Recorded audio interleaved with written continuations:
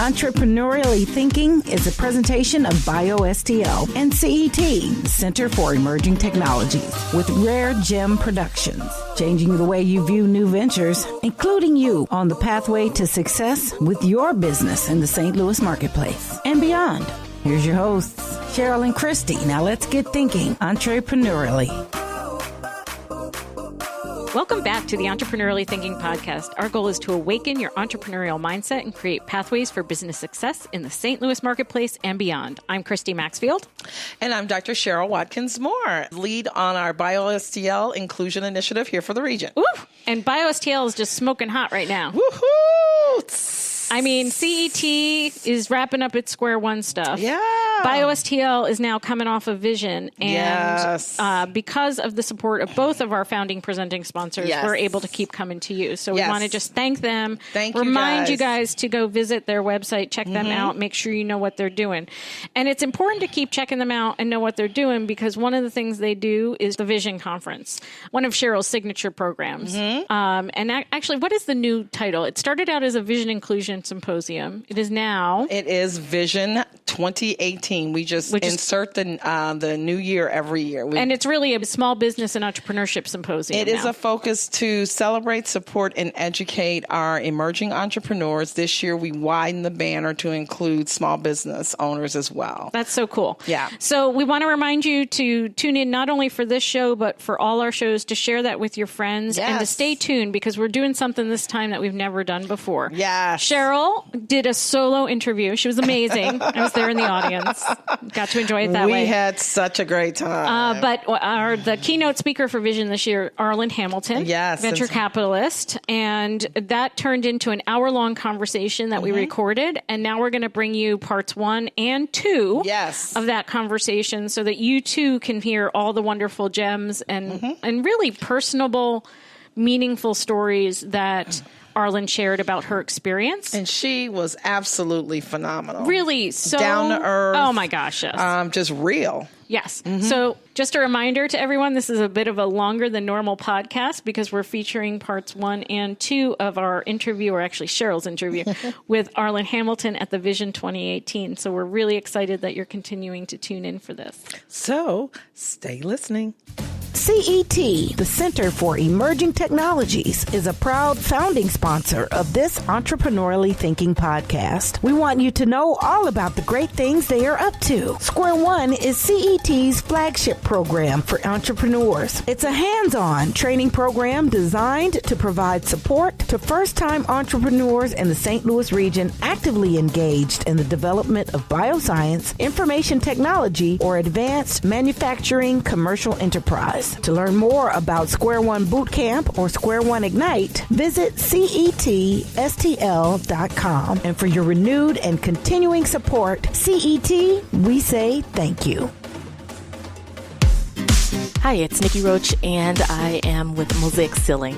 And entrepreneurially thinking, to me, means an individual, such as myself, thinking outside of the limits in which I can see myself contributing to this world to make it a better place. Not just once, but for years to come, even surpassing my days on earth.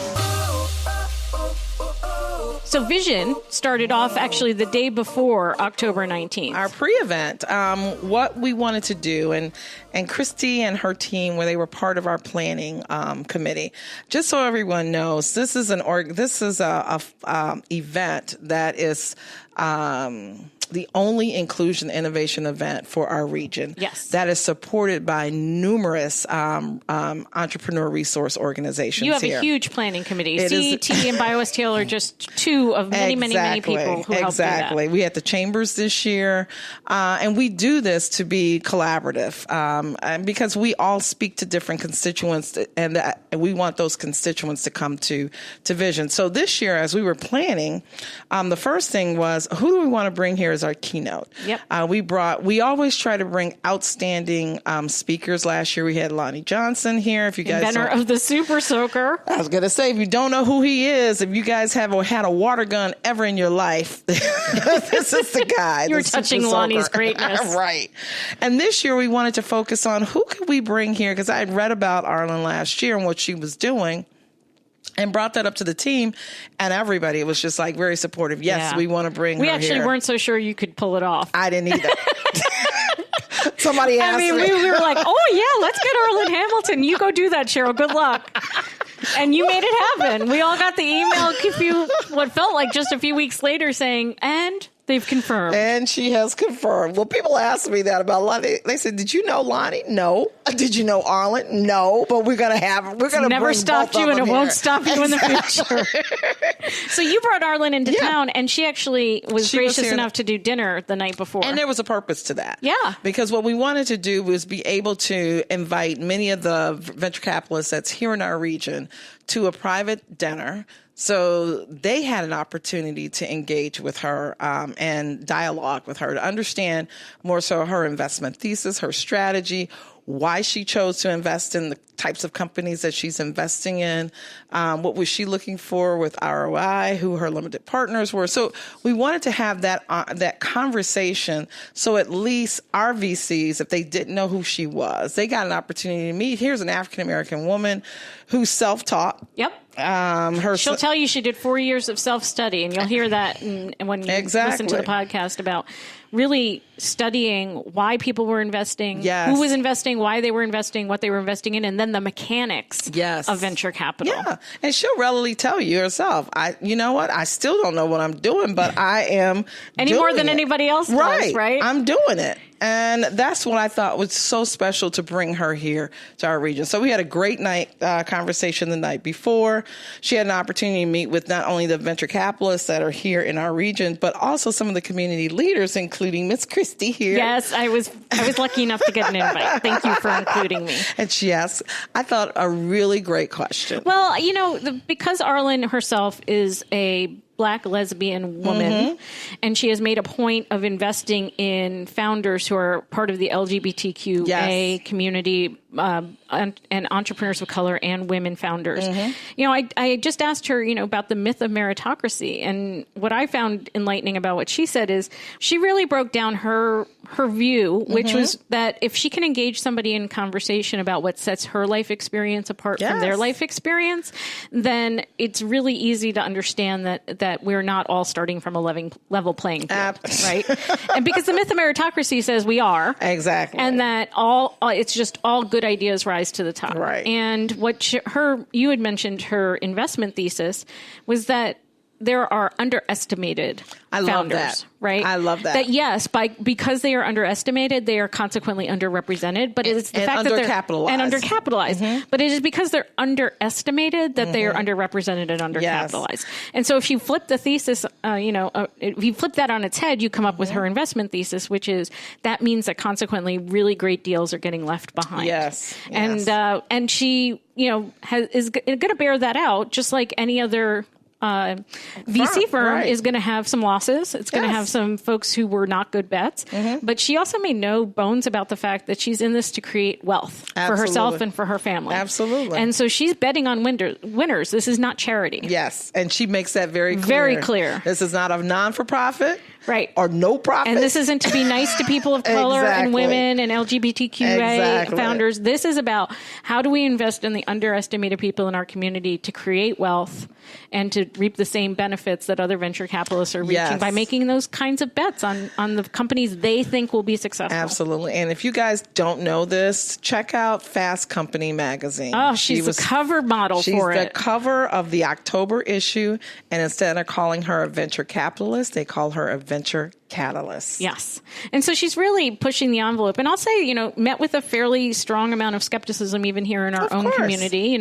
Who is she to have taught herself? Who is she to have raised this money? Who is she to have even dared to do it? Even do this? Right. And what makes her think that she's going to be more successful than any of us? And I would say she doesn't actually think she's going to be more successful. She thinks she's going to be equally as successful. Absolutely. But by investing in the not so usual suspects. Absolutely. So as you guys listen to part one of Cheryl's interview with her, I think you'll really appreciate really this self-taught orientation. Self-taught woman who is very family-oriented. Yeah, mom was with her. Her mom was traveled with her to St. Louis to attend the Vision Symposium, she was just lovely. I mean, she was... very modest, very understated, yes. and clearly very proud of her daughter. Absolutely. And so as you listen, we hope that you'll take away things like perseverance and grit and really the investment you need to make in yourself in order to see the potential in what's out there. Because Arlan will be the first to tell you, and she will when you listen, that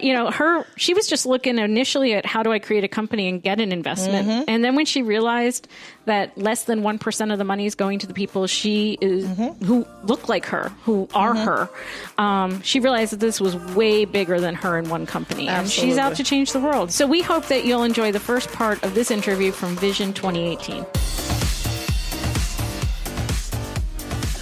Welcome, everybody. Find a seat. Come on in. Yes. We got a great conversation we're about to have with one of our guests here that we are so happy to be able to bring. I am.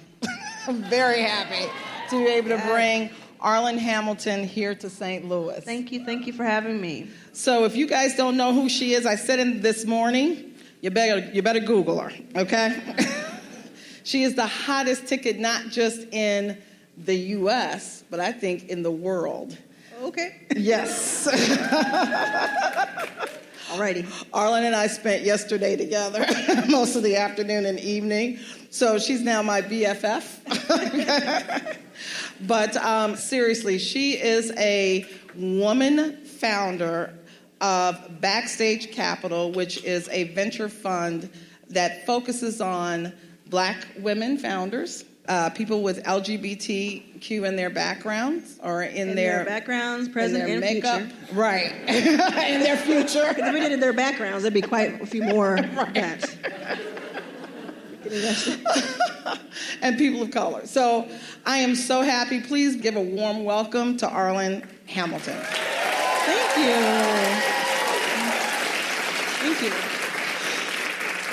So we're going to just start off like a conversation. This is really a conversation and an opportunity for you guys to learn more about what she's doing, what she's done, her background, and what brought her here to where she is today with Backstage Capital. So let's start at the beginning.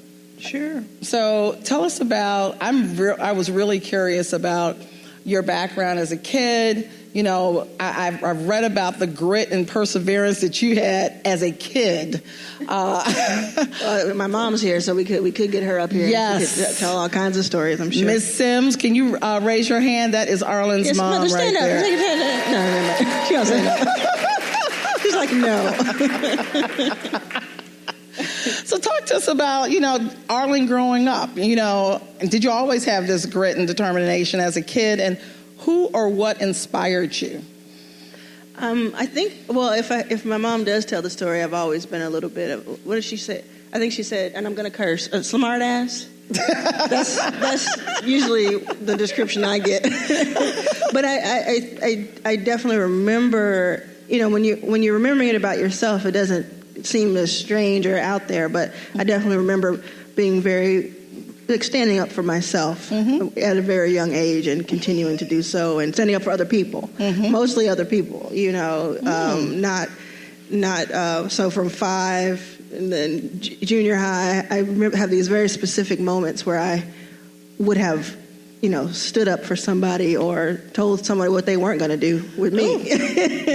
And I don't know where they come. I mean, I think it comes from having Miss Erlene Sims as a role model, but it's also probably just something that it's just part of the DNA, part of the plan. So, what did you think about when you were a kid? Everybody has dreams of this is what I want to do when I grow up. Yeah. What was your dream? Well, I can't remember before 13, but once I hit 13, I went to my first concert, and it was a big concert. And there's a whole story there, but I saw Janet Jackson in front row. 13 years old. Wow. It's a story, y'all. Tell us the story. Okay, so I had become a big Janet fan, and at 13, and it was during her Janet Period album, which was probably, in my opinion, like her best work so far. Not best, you can't really, judge art, but it was a powerful album. Is this the Controlled? No, this is That's the Way Love Goes. In addition to that, it's the New Agenda with Chuck D, where she's talking about being a black woman in America in 1993. Yeah. And telling us, and so I learned so much from that. And most of it I didn't know what she was talking about because it was a little racy. And I was just like, yes, if I was your girl. Yeah. But it was something about the way she carried herself, her interviews, and just seeing a very, very wealthy, powerful black woman who, in many ways, just was herself all day long, no matter what somebody called her or said to her or whatever. That was really powerful. So they started doing I couldn't afford a ticket to this big show, but they started doing radio contests, and I ended up actually winning. Actually did end up winning a couple of tickets. Oh wow! But my mom had secretly bought me a ticket, and she had put she could only get one, and because of the money, and she had put it together, and she had bought me this ticket, and so. I went by myself, but she sat outside in the car. That's a mom. Yeah, she sat outside in the car. That she's like, she put some hoop earrings on me so I could look older, so nobody would talk. She's like, you can't go in there at 13. You gotta just don't say anything to anybody. And she started giving me some rules. They try to get you candy. That's not real candy. It was odd, So I went and I sat and I got there so early because I was so excited. And I sat there and I was trying to act like I was older, and I was like, yeah, this is normal. Yeah. And I sat next to these two really teenagers, but they seemed so far ahead of me. And they were big fans too. And so we were just talking about, and then Janet did this, and you see when she did her hair like that, and then she did that. And this man came up to us, and we were far back, and this man came up to us and he said, y'all are here early. Are y'all big fans? And he didn't say y'all, but are you big fans? And we said, yes, of course we are. It's Janet. And he said, would you like to watch this show in the front row? Oh my God. And I said, my mom told me about people like you. I'm not going anywhere. Not even to the front. I am not going anywhere with you, because I knew he was just trying to take my ticket. I knew he was trying to do something, So he said, you don't have to give me anything. Just take these tickets. I'll walk with you. If I'm lying, you still have your tickets. You can go back and sit down. I said, well, that sounds reasonable. Yeah. That sounds reasonable. I said, well, let me just adjust my earrings and go. And probably one of the 5 times in my life I've worn earrings, by the way. But we go up there, and they just let him on by, and they're hey, waving at him and stuff. And it turns out we learn later that's her husband. It's Renee, and they have since not parted ways, but at the time it was her husband, and he did things like that at every show. And so I was up there, and so it was fun, and it was all of that, but I have to tell you, it was life-changing for me, because what happened was I looked back, aside from screaming my butt off at Janet and losing my mind, I looked back and I saw a room that looked like this, a room that had different races and different ages and orientations and this and that, and I was just, and they were all singing the same lyrics and all doing this for a black woman. And I said, oh my goodness, whatever this feeling is, I want to feel this again. I want to go to another show. I want to be around this energy. I want to do that. And over time, I understood it was a mixture of Janet. It was a mixture of what live music really is. It was a mixture of having the best seat in the house. It was a mixture of a lot of things. And so she really, that night really told me I could dream bigger than I had already been dreaming, that there was a lot out there. And when you have that where you can dream bigger, and then you have someone like my mom who says, let me take you where you want to go. Show me the map of where you're dreaming. Where in the universe do you want to go? That's a wonderful combination. That is. Yes. That is. Wow. Wow. So it wasn't the idea of an occupation. It was, I can do anything. Yeah, so I can do anything. And then for that night when I said I want to be around this, once I learned a little bit more, I realized, I want to work on concerts. And that was gonna be my next question. So how did you get into the music industry? Well, I tracked down at 15, I think. I tracked down this guy named Marty Hom. At 15? At 15. You were a stalker. So well, that's an opinion. We are entitled to our opinion. But you were persistent. Let me tell you, I tracked him down on AOL chat. Oh my God. Thank you. So I had to make sure that my mom's, she was off the phone so I could dial up. Right. Dialed into the modem, and I got on there, and I had my hours because I got it from the post office. Y'all, I don't know nothing. So y'all know what that's like. Yes. So I did that, and I saw him. He was Janet's tour manager, as I saw him on MTV during a special. And for like a year, I tried to figure out who this person was. How do I get in touch with him? So I started doing some keyword searches and also, and I found him, and I started talking to him. And he was a grown man talking to a 15-year-old. So, he was like, okay. And I said, I want to do what you do. And he said, really? That's interesting. And he said, well, I'm going to be in Dallas. I'm working with Chicago. He was working with the band Chicago. Oh, okay. On one of their reunion tours, whatever. And he said, I'm going to be at the same venue that you saw Janet. It's the same big venue, Starplex at the time. He said, do you want to come backstage, see what I do, and make sure you want to do what I do? I said, absolutely, any day of the week. So I did that, went back there. And during this like 1 hour behind the scenes, they lost their drummer. He decided he wasn't going to play that night. They lost him. So there was all this chaos, and people were running around, and somebody had found him, but they didn't find his parrot. He had a parrot they always had. The parrot was missing. And it was all, and the people came in and interviewing, and I just sat there, and it just whizzed by and everything. And then at the end, he came up and he said, "Are you sure you want to do this?" And I said, "More than I ever did before." I said, "This is it. Like this is magic." So how did you connect? Because you had a really interesting job in the music industry, right? You eventually, were traveling. Yeah. I mean, that's another 15 years. Right. Talk to us about that. So, after seeing those two things happen, it took me a long time. So I was 21.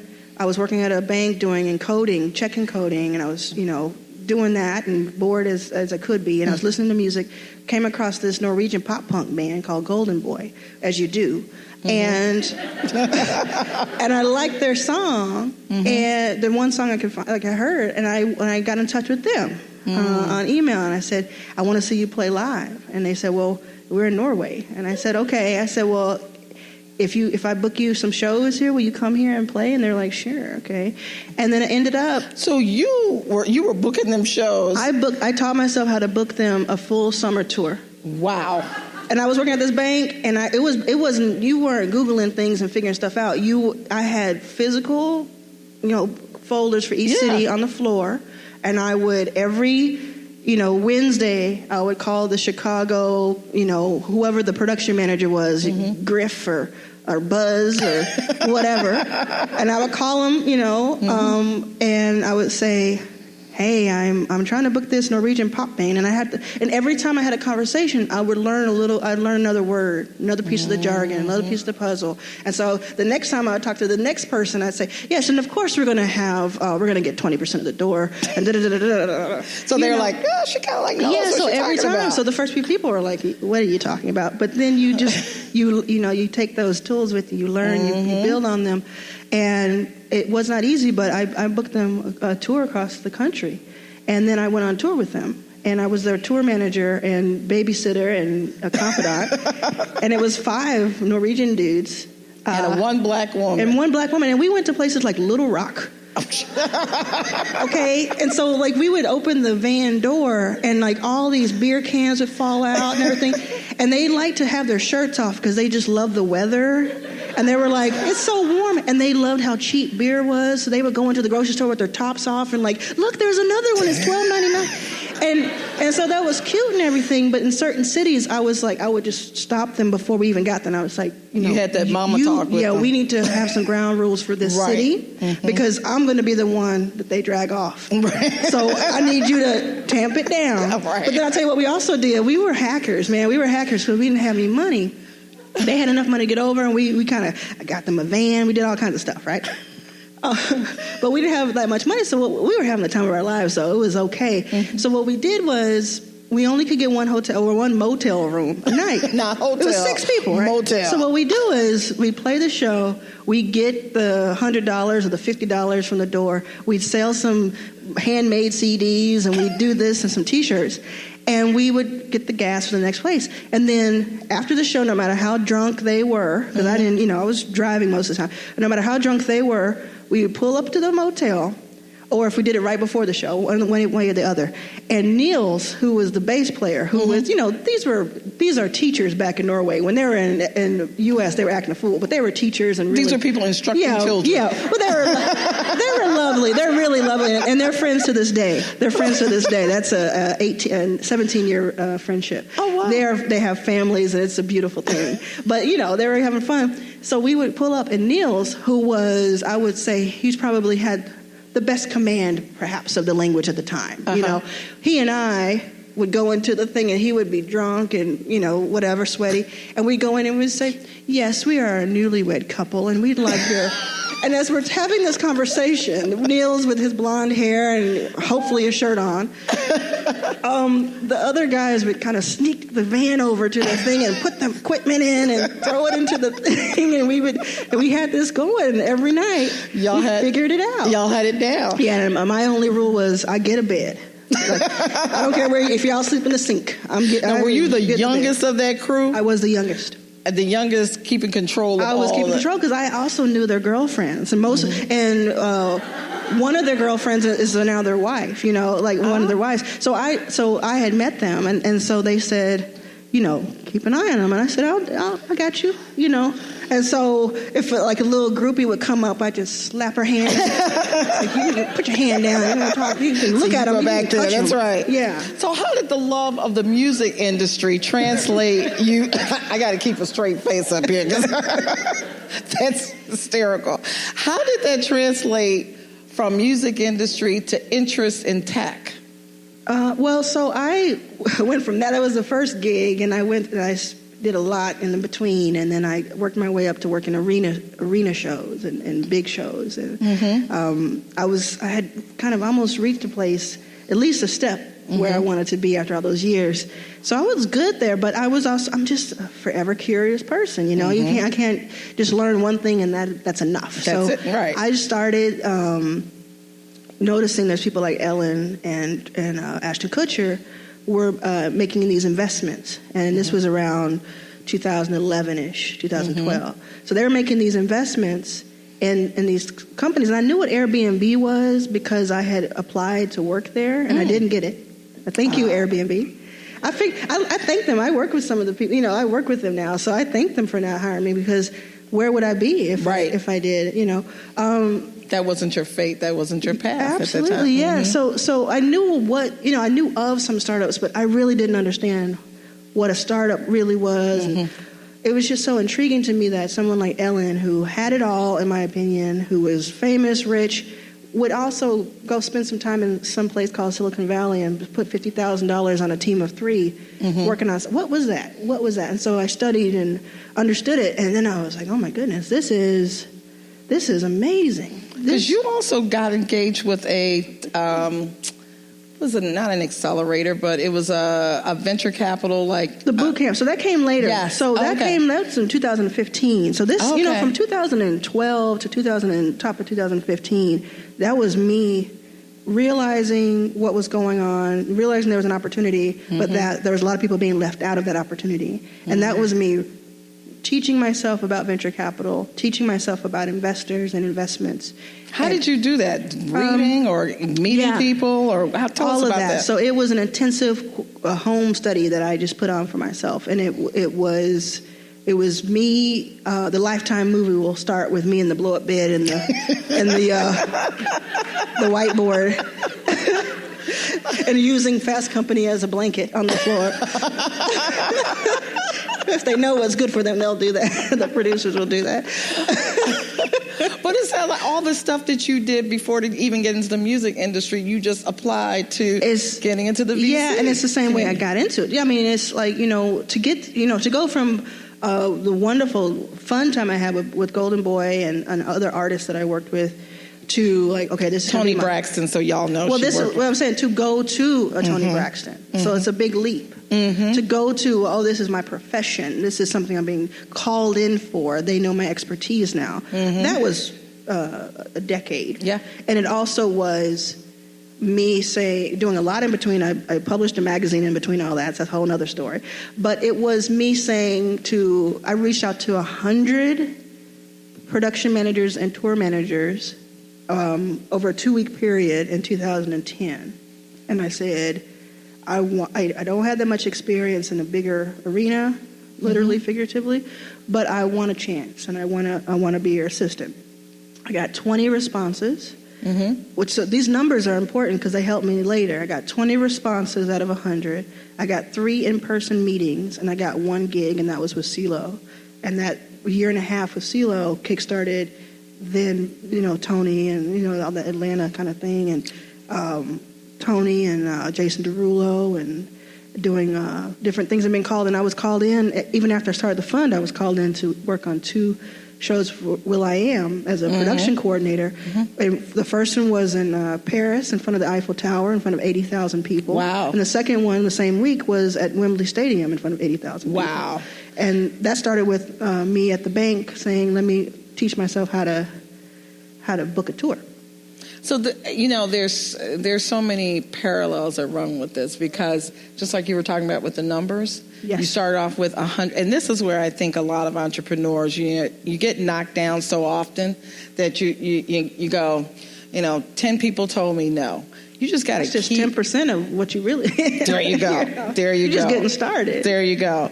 So talk to the audience about then your transition into... you started educating yourself around, what was this industry like? You were looking at, like you said, Ellen and Ashton Kutcher,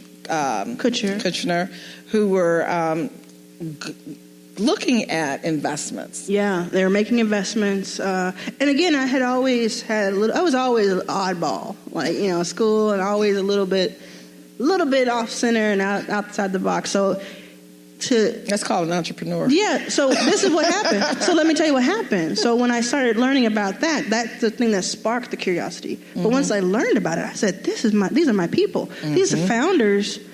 Oh, that's what I am. So it was really like I came out for the second time in my life. I was like, oh, I'm that. Oh, okay, that makes sense. Now it makes sense. That's why I don't know. That's why I haven't had insurance.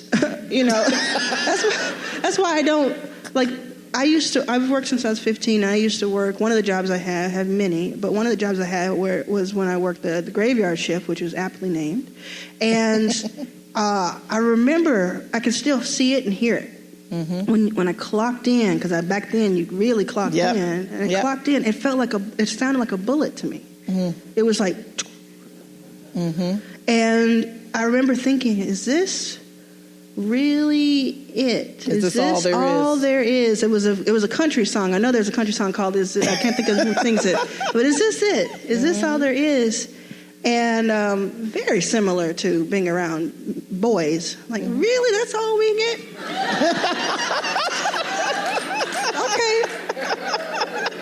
Okay. Look at your mom.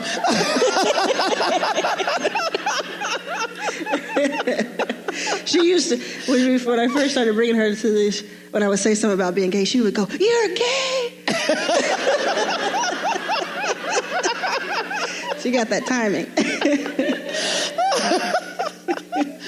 So early on, because you mentioned yesterday, you had different types of jobs. You were an entrepreneur early on, but like you said, didn't even realize it. Oh, yeah, I definitely didn't realize until I was 30. I didn't realize. What were some of the ventures? You said a magazine you started? Oh, started things. So I started the magazine. When I was in 3rd grade, I had a whole racket going. I had a candy operation going. I had what I consider to be something very akin to like stock stuff going on with scratch and sniff stickers. I had a whole situation where I was like handing people that in exchange for other, like, you give me one sticker, I'm going to give out a few stickers later in the summer. I mean, it was a whole thing, 3rd grade. And I had a whole candy business. I was born in Jackson, Mississippi, and when we go back to visit my Aunt Clotilde, we knew that down the road was the candy lady. And you go to the candy lady's garage, and she has candy. And I said, I can be the candy lady of the 3rd grade. And that's when I learned about Costco and all that, and I became the candy lady. So that was the whole thing. So, and I'm sure that probably somebody in some audience has probably thought I was talking about drugs at one point.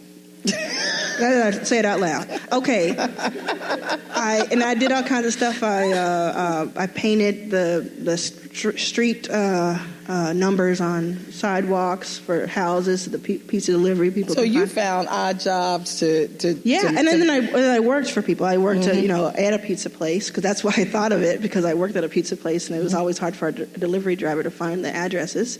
So later, when I was looking for, like... There was a need. Yeah, it was all this thing. So I did that. I've worked for Cirque du Soleil as an usher for 18 Quidam shows. That was really exciting as a teenager. I worked at a Stone Temple Pilots concert as an usher when I was 17 or 16. Because I was, it was the same company that... I worked for many things. So I did Cirque and I did basketball games and hockey games. But the concerts, again, this is my way. I want to get around, and I want to, so I can get paid to be at it. So I would do it after school. And the Stone Temple, usually it was like something like a Bone Thugs or something I understood. The Stone Temple Pilots, which I love all kind of music. So that it was just that they weren't my thing.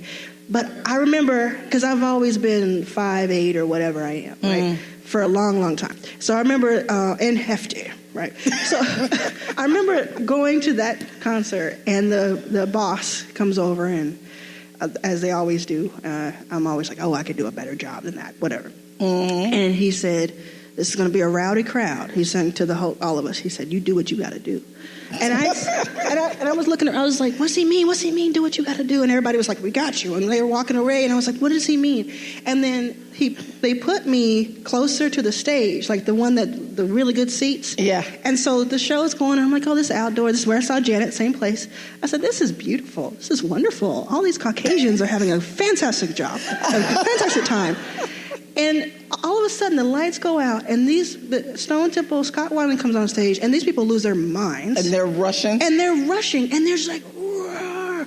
And so I'm like getting hit and knocked down, and I was like, okay, you're going to try this again. Come at me. And I get up, and I hear the man go, do what you got to do. And I said, okay. And so a boy, he's probably like 20 or something like that, he just looks at me, he runs towards me, and I take him and I dip.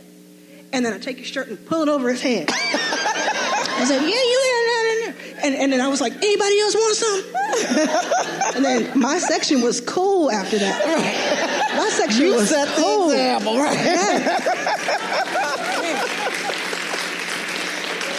So it seems like you have set the example in a lot of things, including, let's get to how you founded Backstage Capital. Talk to us about that. I forgot I did that. We're going to leap from... Okay, so I was learning about startups. I was realizing that's my people. And so I said, okay, I'm going to start a startup. I'm going to start something based on some other things I had done. And so I wanted to absolutely know what the investor was thinking. So I could, because if I was going to go out and try to raise money, I want to know what the other side is thinking. So I did more research in that way, and that's when I started learning about the statistics of how much money goes to anyone who's not straight white male. So you were thinking about a startup, but not on the VC side. Absolutely. I was thinking about how do I equip myself with the information, like most people in this room who are starting companies or have started companies, how do I know what they're thinking before I go into the meeting? But what I learned was that I would not be having a meeting. It wasn't going to be like that. And what what you see on TV or whatever, or it doesn't work like that for everybody. Yep. And when I learned that, I said, okay, this is bigger than me. This is something that I can't just focus on one thing here. I gotta try to make this right so we can all get something here. And so I started writing about it and talking to people about it. I did a lot of, I started helping different companies with different small projects. And then I also started just interviewing people, because I can interview people all day long. I'm very, very curious. So just talking to people about their experiences, comparing it to, if I was talking to someone who had come from Stanford or something, and talking about their experience. And like in the same, giving the same respect to both. Not necessarily trying to paint the picture that this white man is the bad guy, right? But like, let me hear your story. Let me hear. And so I had these data points. I knew it was a whole different ballgame for these other people, especially if they're outside of California, outside certain things. And there was a healthy mix of frustration, anger, disappointment, and optimism that just absolutely came together and said, okay, if you're talking about it but no one's really taking you seriously, you need to do something.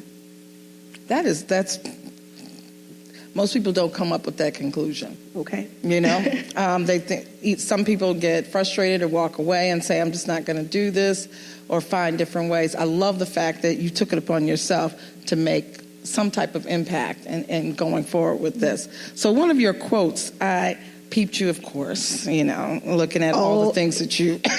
Would you say you stalked me? Absolutely.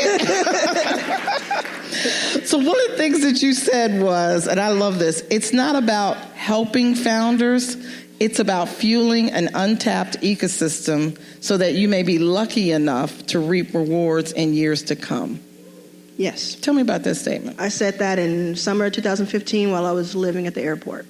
And it was a blog post called Your Day. I'm sorry.